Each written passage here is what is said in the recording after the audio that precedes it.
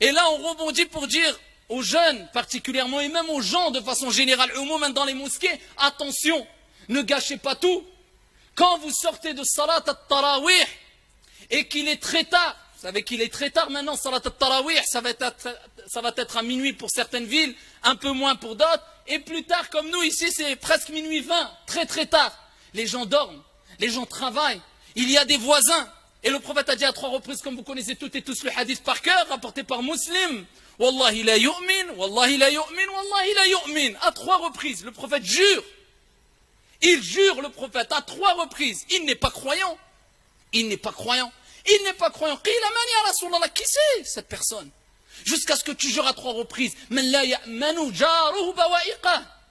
Celui qui ne préserve pas son voisin de son propre mal. Du bruit, des insultes, le fait de mal se garer, eh bien sache que le prophète a dit à 3 reprises, il n'est pas, c'est-à-dire il n'a pas complété sa foi, il a un khalal, une déficience grave dans sa foi. Bien qu'il puisse prier toute la nuit, jeûner toute la journée, faire des invocations, lire le Coran, eh bien ça reste quelqu'un qui a une déficience grave dans sa foi. Alors si tu gâches tout, ya Abdallah, en sortant à minuit et demi, quand tu sors de la mosquée, bah autant que tu restes chez toi, pour pas gâcher tout.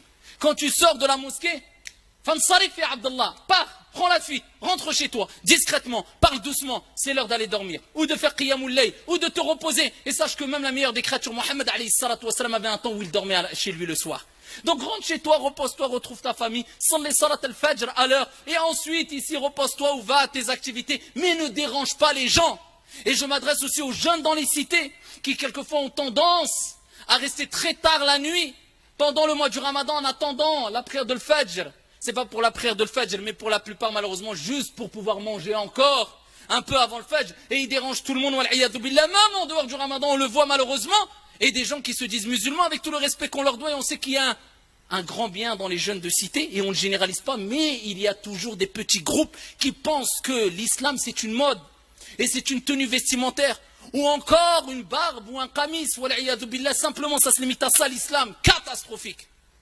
Et le comportement dérapage toute la nuit, jusqu'à ce que des gens, même des musulmans, invoquent contre eux. Et combien de jeunes on a vu? Et combien d'histoires on a entendues? Et on a vécu? Où des jeunes musulmans qui dérangeaient d'autres personnes, musulmanes et non musulmanes, dans des quartiers, d'autres personnes invoquaient en ça, contre cette personne-là, jusqu'à ce qu'on entende Foulan Met, Allah yarhamou. C'est un jeune, 15 ans, 18 ans, 20 ans, Met, pourquoi?